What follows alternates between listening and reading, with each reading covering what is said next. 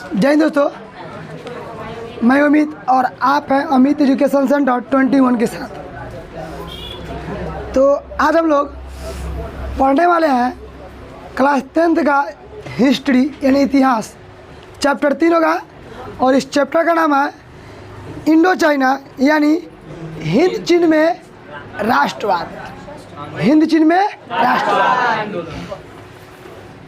इस चैप्टर में हम लोग यहाँ तक पढ़ लिए हैं कि औपनिवेशिक शिक्षा क्या होता है, औपनिवेशिक शिक्षा व्यवस्था क्या होता है, यानी जो वियतनाम में फ्रांसीसी रहते थे उन फ्रांसीसियों ने इन वियतनामियों के लिए किस प्रकार की शिक्षण शैली की व्यवस्था की, किस प्रकार की पुस्तक की व्यवस्था की, है ना।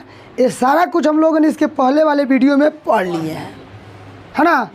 साथ में हम लोगों ने ये भी पढ़ लिया है कि वियतनामियों को पढ़ने के लिए एक स्कूल खोला गया जिस स्कूल का नाम टोंकिन फ्री स्कूल रखा गया। नाम का था फ्री लेकिन काम का फ्री नहीं था। उसमें वही व्यक्ति पढ़ सकते थे जिन वियतनामियों के पास पैसा होता था। जिन वियतनामियों के पास अगर पर्याप्त धन नहीं होता था उनके बच्चे इस विद्यालय में नहीं पढ़ पाते थे। इस सारे, है ना, टॉपिक को हमने पिछले वीडियो में पढ़ लिए हैं। आज हम लोग पढ़ेंगे, है ना, स्कॉलर्स है ना। रिवोल्ट क्या है दोस्तों, यहाँ पे गलत टाइप है, रिवोल्ट लिखा जाएगा यहाँ पे।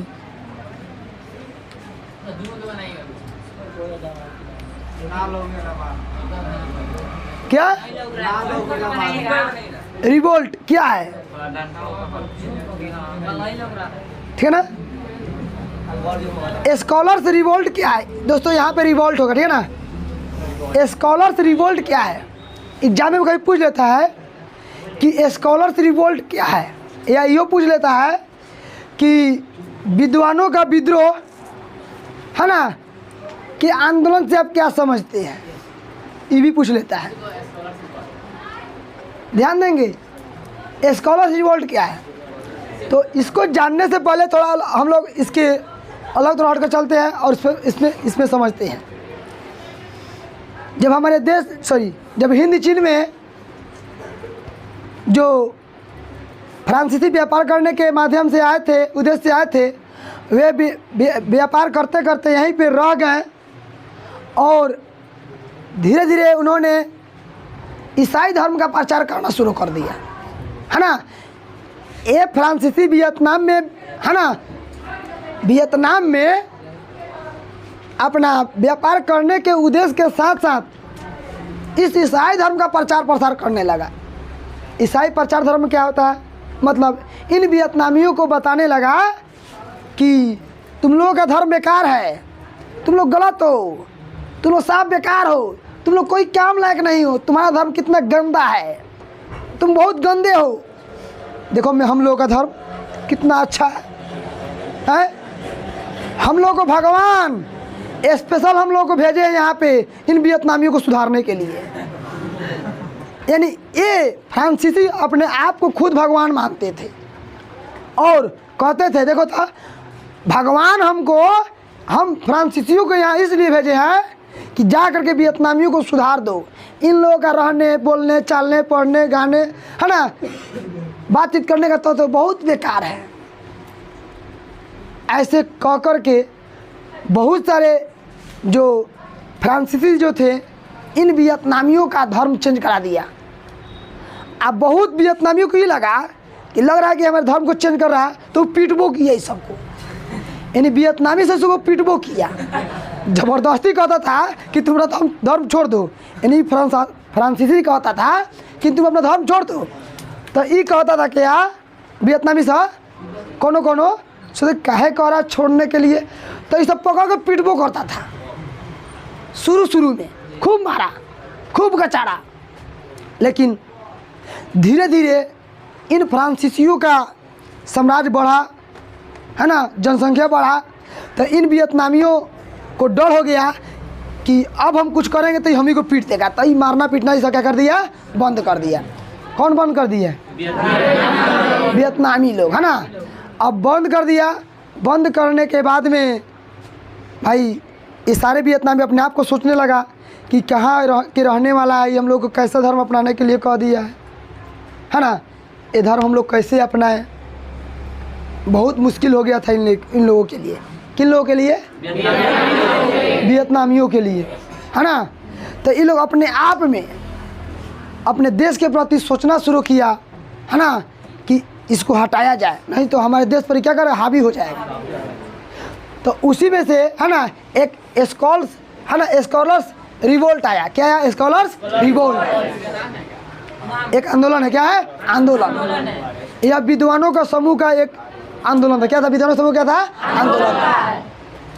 इन फ्रांसीसियों को ज़्यादा अति करने के वजह से यह स्कॉलर्स रिवोल्ट आया और इसके तहत हजारों ईसाइयों को मौत के घाट उतार दिया गया।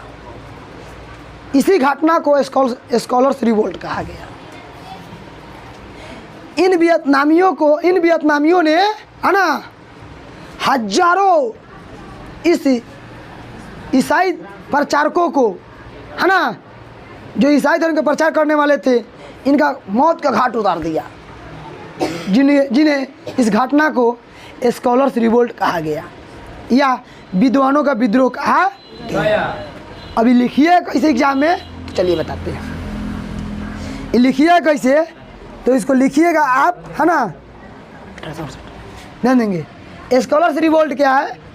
तो 1868 में ईसाइयत के विरोध में एक सशक्त आंदोलन हुआ।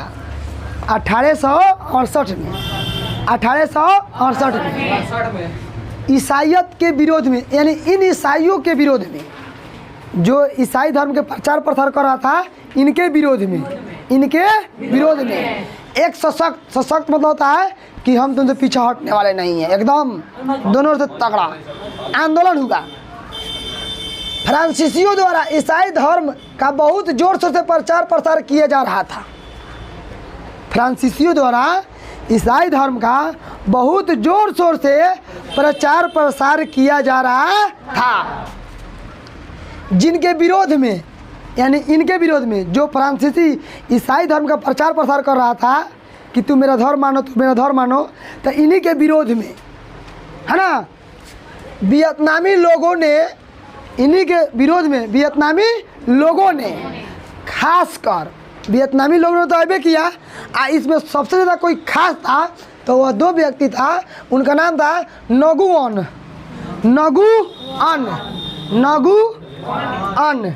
है ना, नगुअन, और, है ना, हातियन,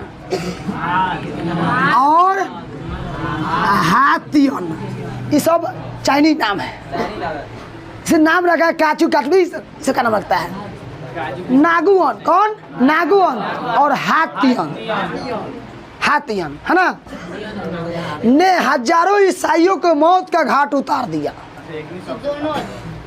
इन दोनों ने और वियतनामियों ने मिल करके हजारों ईसाइयों को मौत का घाट उतार दिया। इसीलिए इस घटना को स्कॉलर्स रिवोल्ट कहा जाता है या इसे विद्वानों का विद्रोह कहा जाता है। आपसे पूछा जाएगा स्कॉलर्स रिवोल्ट क्यों किया गया, लिख सकते हैं ना? क्योंकि ईसाई धर्म अति कर रहा था, या फ्रांसीसी लोग क्या कर रहा था? अति जबरदस्ती कह रहा तू मेरा धर्म अपनाओ, है ना, जब तू अपनाओ मेरा धर्म।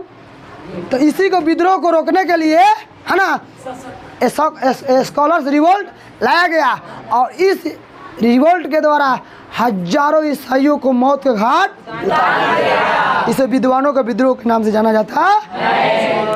किसी को दिक्कत है तो बोलेंगे, इसमें किसी को दिक्कत? अच्छा एक बात पूछे, विक्की कुमार खड़ा हो जाएंगे। ये वियतनामी से पगला गया था का? शिष्यों को मार रहा था, काला मार रहा था, तो बताएंगे थोड़ा। यानी जबरदस्ती कर रहा था मेरा धर्म अपनाओ, थैंक्स, बैठ जाएंगे। यानी जबरदस्ती कर रहा था फ्रांसीसी वाला कि तू मेरा धर्म अपनाओ, इसीलिए सब एक आंदोलन करके खूब पिटाई किया। कोई डाउट? किसी को दिक्कत?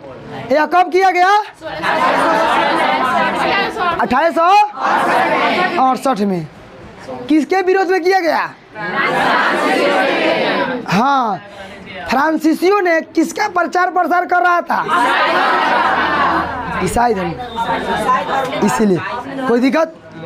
समझा गया? स्कॉलर्स रिवोल्ट लिखा जाएगा ना?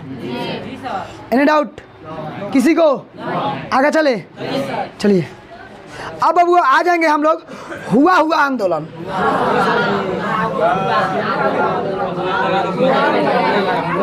बस शोरगुल नहीं, हुआ आंदोलन क्या है?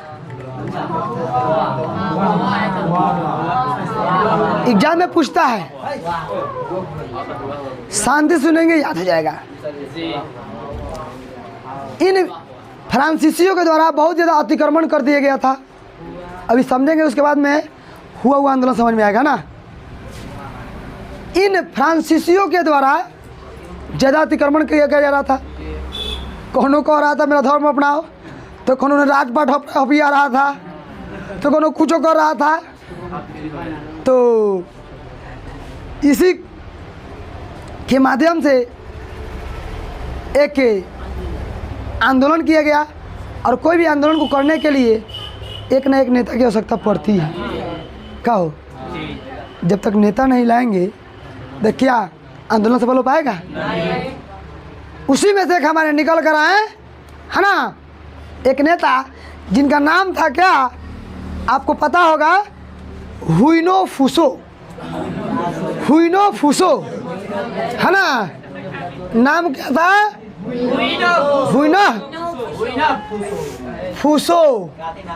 हुइनो फूसो, है ना?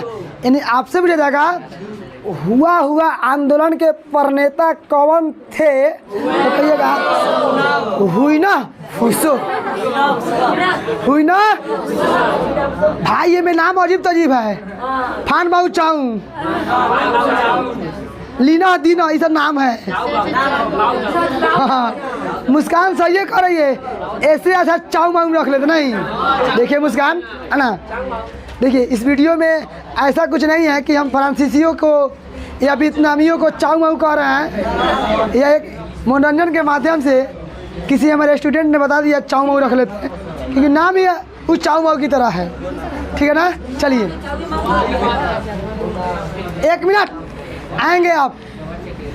तो यह वियतनामियों के लिए फ्रांसीसियों ने जो अतिक्रमण किया था, ये आज़ादी के इनको छीन लिया था, इन पर वर्चस्व अपना स्थापित कर लिया था। कौन कर लिया था? वो फ्रांसीसी। तो इन्हों को दूर करने के लिए एक नेता आगा निकल कर आया, है ना, जिसका नाम था हुइनो फूसो। और इस आंदोलन का नाम दिया गया हुआ आंदोलन। यानी इसमें आप डबल स्टार लगा लेंगे।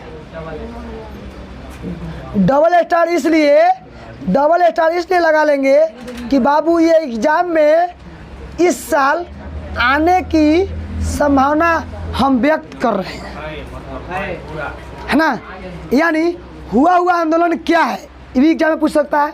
चाहे कहेगा हुआ आंदोलन से आप क्या समझते हैं, चाहे इसके प्रणेता कौन है, चाहे कह देगा हुइनो फूसो को द्वारा, है ना, जो आंदोलन हुआ था उसको लिखे, तो आपको ये लिखना होगा। कोई दिक्कत? अब इसको समझने से पहले, ये जितना चीज़ हम लिखे इसको समझने से पहले, है ना, थोड़ी हमारे बात को अगर सुन लेंगे तो आपको बहुत ज़्यादा समझ में आ जाएगा। कोई डाउट है तो बोलेंगे। अच्छा, आजकल बोलिएगा सब कुछ ध्यानपूर्वक से, सब कोई। सबसे ज़्यादा लोग किसको ज़्यादा पसंद करते हैं? आपको भली भांति अपने इच्छा से, है ना, जवाब दीजिए। किसी के ऊपर प्रेशर नहीं है। मेरे बात को पहले ध्यान सुनेंगे। एक और ही पढ़ाने वाला मास्टर साहब हो जाए, एक और पढ़ाने वाले मास्टर साहब, एक और हो जाए, है ना, जादू टोना की बात बताने वाला। 1 मिनट सुनेंगे, 1 मिनट। लोगों के जन कल्याणी काम करने वाले, और एक और हो जाए, है ना, लोगों को, है ना, हमेशा चिंतन करने वाले। अच्छा, एक और ये हो जाए, है ना, कि लोग ही आज़ादी छीनने वाले। तो सबसे ज़्यादा लोग किसके पीछे भागेगा तो बताएंगे? जादू टोना जो ज़्यादा उसके पीछे भागेगा लोग। मास्टर साहब के कौन भागे ना भागेगा लोग? अरे भाग नहीं भागेगा लोग। आज सबसे ज़्यादा जादू टोना उससे कम मास्टर साहब के पीछे जाएगा नहीं जाएगा? गलती सही। एक और वो व्यक्ति हो जाएंगे जो व्यक्ति दूसरे के आज़ादी छीनेगा तो उसके पीछे कोई जानेगा? तो सेम टू कहानी हुआ। तो ध्यान देंगे, जो जादू टोना दिखाता है, जो मनोरंजन कराता है ना, कतनो पीट देगा, हचार देगा, कतनो कचार देगा, जो मनोरंजन कराता है वो एगो वैसा आदमी भेटा दे तोरा कि तोरा खूब मिठाई खियावे आ शाम के गरिया देवे, शाम के तो आज़ादी छीन लेवे। एगो आदमी भेटा जाए कि तोरा के खूब बढ़िया आराम से मनोरंजन भी करा देवे है न, आ ओकरा बाद तोरा पीटियो देवे। तो सबसे ज़्यादा आप किसके पीछे भागेंगे? उस मनोरंजन कराने भागेंगे ना भागेंगे? सबसे ज़्यादा आप उस मनोरंजन कराने वाले के पीछे भागेंगे। अरे भागेंगे ना भागेंगे हो? तो सेम टू यू ठीक या हुइनो फूसो था। ये हुइनो फूसो जादू टोना विश्वास रखता था, जन कल्याण का कार्य करता था और लोगों को दुख को समझता था। लोगों की जो समस्या होता था उनको दूर करता था। अब बताइए, लोग इसके पीछे नहीं भागे तो क्या फ्रांसीसी के पीछे भागेगा? ये हुइनो फूसो कतनो गलत तुम मेरे पास मत आओ रे, है ना? तभी लोग इसके पीछे चलाता था। ससुरा फ्रांसीसी वाला पगला गया था। ए हुइनो फूसो के पीछे कितना लोग कहा, इतना लोग रहले रे। तो फ्रांसीसिया से कहे का जानी कथी पर ओझा जादू टोना जाने कुछ पढ़ा के खिया दे बाटे। यानी फ्रांस के सरकार फ्रांसीसी से पूछता था, इसे तो छोटा मोटा आदमी बाटे, एक कोनो पावर बा कुछो नहीं के बताओ तो एक आम आदमी बाटे, तो एक इतना पीछे का आदमी बाटे? तो फ्रांसीसी कहे बाप रे बाप उ जादू टोना जाना ले, ऐसे इतना पीछे लोग भागत हटे। कौन कौन कहता था? फ्रांसीसी कहता था। कहता ये बात बाटे। ओ तब तो लगा था कुछ ना कुछ करी। यानी अब यह व्यक्ति अगर कोई आंदोलन करे तो क्या इसका आंदोलन सफल होगा कि ना होगा? एकदम होगा। काहे कि जादू टोना भी जानता है, जो समाज में या गांव में या लोगों को जो दुख है उस दुख को दूर करता है, जो समस्या उसको समाधान करता है, तो लोग इसके पीछे भाग ना भागेगा? सेम टू इसी टाइप का यह आदमी था। कौन? हुइनो फूसो। जब यह आंदोलन किया तो सारा लोग इसके पीछे भागने लगा कि बहुत अच्छा आदमी है ना? फ्रांसीसी पगला गया सब कि सोचो क्या करता रे, ये तो अकेले पूरा गर्दा मचा देलक। फ्रांसीसी को डरा के कि कुछ करी का, कहा कि उसे पकड़ के ले आओ, आप बंदी बनाओ। फ्रांसीसी गया, चल चल पकड़ पकड़ पकड़, उठा कर ले रहा, पकड़ कर ले करके है ना, और उसे जेल में डाल दिया कि तू जेल में रह। किसको जेल में डाल दिया हो? कौन डाल दिया? जेल में डाल दिया और कह दिया कि सारा कोनो कह पागल है, पागल है, पागल है, सारा कोनो कह पागल है। सारा कोई करो कि क्या है? पागल है, पागल है। एक मिनट एक मिनट ध्यान देंगे। यानी फ्रांसीसी सरकार ने सारे लोग अलर्ट कर दिया कि तू कहो कि हुइनो फूसो पागल है। इतना ही नहीं, हुइनो फूसो को पागल बनाने के लिए फ्रांसीसी सरकार ने डॉक्टरों का एक टीम भेजा, डॉक्टरों का एक टीम भेजा कि जा करके तू उसको चेक तो सही तो करो, कहीं कहीं हो सकता कहीं पागल हो गया हो, सारा जनता को लेकर भाग रहा है पीछे। डॉक्टरों का टीम भेजा। कौन भेजा हो? फ्रांसीसी सरकार कि जाओ देखो था सारा लोग के पीछे भागा था, क्या बात हो, सब पगला गए भाई साहब, हुइनो फूसो। डॉक्टर की टीम गया उसके पास, कुछ दिन रहा, कुछ दिन डॉक्टर से रहा, ये डॉक्टर वो उसका चेला बन गया, ये डॉक्टर उसका चेला। फ्रांसीसी सरकार ने इन डॉक्टरों को अपने पास बुलाया। तो सरकार वो पागल नहीं है, वो हमारे गुरु हैं, वो हमारे गुरु हैं। सरकार पकड़ा गया कि जौना के भेजनी हम चेक करेला, ये ओकर चेला बन गए। एगो काम करो, तू सब एकदम हमारे पैसा लेकर तू निमन खावा नहीं कहता, नमन खरामी किया है, एकदम बेकार किया है। तुमको मुझे चेक करने के तू उसका चेला बन गया। एगो काम करो, इसको थोड़ा पकड़ो, आई इसको यहाँ वियतनामी से घसीट करके ले जा करके है ना लाओस में इसको भेज दो। हटा, उठाया गया और उसको कहाँ भेज दिया गया? हटा दिया गया और इस आंदोलन को दबा दिया गया, समाप्त कर दिया गया। हाँ, हो गया, बस यही कहानी है, दूसरा कुछ नहीं है। कोई दिक्कत है? आया समझ नहीं आया? अब इसी को लाइन में लाइन पढ़ लेते हैं। कोई दिक्कत है? आए समझ में आया कि नहीं आया? हुआ आंदोलन में कुछ है? बिना काम के इतना लिखा हुआ मर रहे थे आप लोग। आए चलिए ध्यान देंगे, याद रखेंगे। 1939 में हुआ आंदोलन आरंभ हुआ। कब हुआ? 39 में। 39 इसका केंद्र मेकांग डेल्टा था, है ना। मतलब यह जहाँ से शुरू हुआ तो उस जगह का नाम है मेकांग डेल्टा। जगह का नाम क्या है? Mekong delta. इसका प्रभाव सबसे अधिक था, मतलब मेकांग डेल्टा पर इसका प्रभाव सबसे अधिक था। हुआ आंदोलन के प्रणेता हुइनो फुसो था। इधर कोई लिख सकता है? गलती सही। हुआ आंदोलन के प्रणेता कौन थे? वो हुइनो फुसो। वह अलौकिक शक्तियों और जादू टोना में विश्वास रखता था। अलौकिक शक्ति जानते हैं क्या होता है? अरे कल्ला का कलकत्ता और छपरा के छप्पर वाली आ जाओ। ऐसे बातों में और जादू टोना में विश्वास रखता था। जादू टोना जानते हैं? तोरा कुछो नहीं किया तू ना, तू जादू टोना एको देखा जात नू। एगो काम करिए, सिंदूर लेके जा चौवर में, यानी चेवरा में, आप 5 गो ढेला के 5 जगह टिक द सिंदूर से, आरवा छाउर छीट द, आ गाँव में कह द, ए चाची देख लो खेतों में कौन तो 5 जगह टिक ले या चो चीट ले, उसे देखो नहीं कुछ तो ढेलवा अपने से हिलत रही है मोटिया हो गए।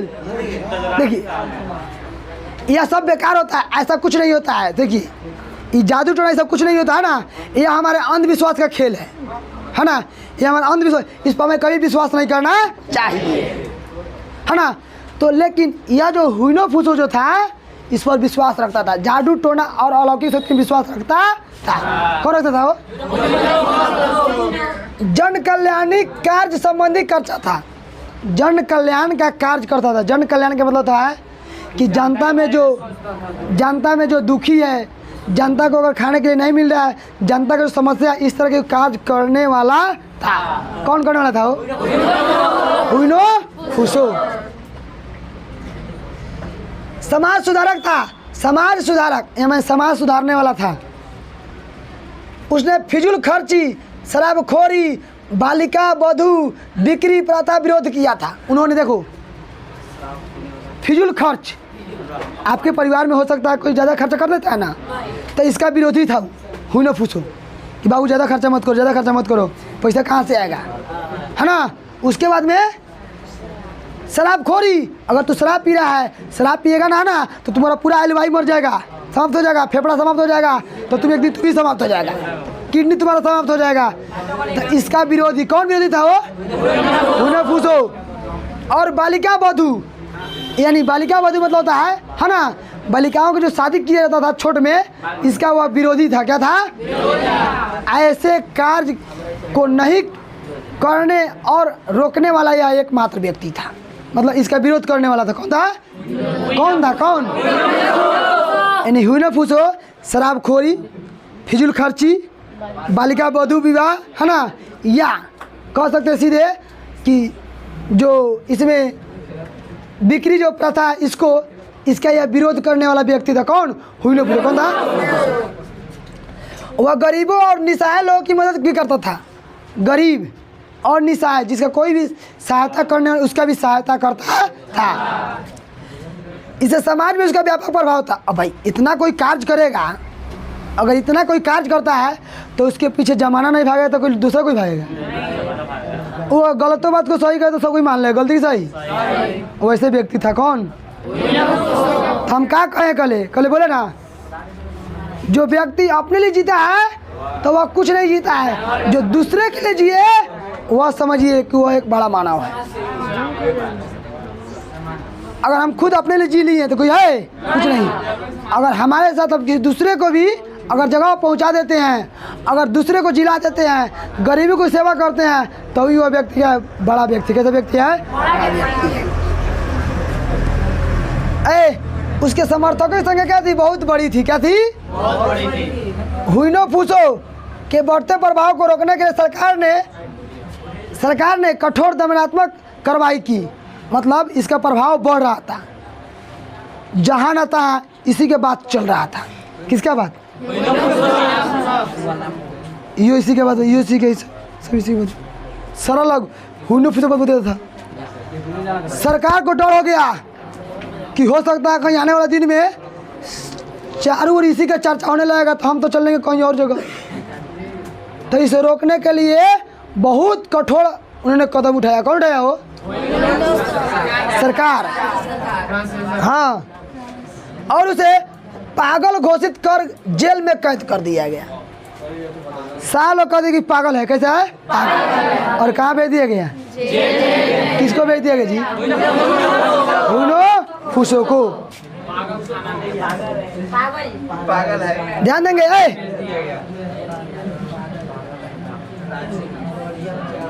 ध्यान देंगे। फ्रांसीसी व्यंग पूर्वक से उसे पागल व्यंजो कहने लगे। व्यंग मतलब होता है, मतलब होता है कथी? हंसी उड़ाना, मजाक करना। नहीं था किसी का मजाक उड़ा देना, ए पागल है, कभी बताता है इसके, यानी उसका व्यंग कहना शुरू कर दिया। कौन लोग? हाँ। और जेल में डालने पर उसके है ना प्रभाव कम नहीं हुआ। जेल में भी डाल दिया गया तो इसका प्रभाव कम नहीं हुआ, और बड़का हुर्दा होने लगा कि हमारे है ना नेता को, गुरु को जेल में डाल दिया गया। और फ्रांसीसी तो कहा गया तो पागल है, उसके पीछे क्या दौड़ता है? तो लोग पागल थोड़े है जी। अगर वो अपने पीछे काम के प्रति भाग रहा है तो समझिए अपने काम के पीछे पागल है। अगर तू पढ़ रहा है, अपने पढ़ाई के पीछे भागो तो तुम लोग पागल कहने लगेगा। किसी से बात मत करो, तुम सिर्फ कोचिंग आओ, पढ़ो और जाओ, घर पर पढ़ो, तो तुमको कहेगा वो तो पागल है, तो लोग पागल बनती है। वो दिन में अपने पढ़ाओ तो आता है, वो कह देगा दिन में अपने पढ़ाओ तो आता, तो नहीं दिन में पागल आई तो रखी। गलती सही? गलती सही हो? वो तो दिन भर है ना अपने तो सुता लेना, खा लेना, आ तोहनियों को भी बनाई के दी। हम जानता नहीं वो अपन आधा गुण तोरा के दे दी, आधा गुण तोरा के दे दी, आ तू ऐसा हो जाए। अरे लोग कहता नहीं कहता है, तो काहे कहता है? इसलिए काहे कि तू उसका बात नहीं सुनता है, इसीलिए कहता है। तो जिसको हमको पाना है उसी का ना भैया, उसके पीछे पागल बनेंगे। तो सारा फ्रांसीसी को पागल करने लगा, सब लोग इसके मजाक उड़ाने लगा। फिर भी जेल में जाने में इसका प्रभाव कम नहीं हुआ। यहाँ तक कि जिस डॉक्टर को जिम्मेदारी दी गई कि हुइनो फूसो को पागल घोषित करो, है ना, वो भी उसका अनुयायी बन गया, यानी चेला बन गया। यानी फ्रांसीसी सरकार ने जिसको यह करके भेजा था कि तू जाओ उसके पागल घोषित करके आओ, तो वो भी उसका चेला बन गया। क्या चेला बन गया जी? आगे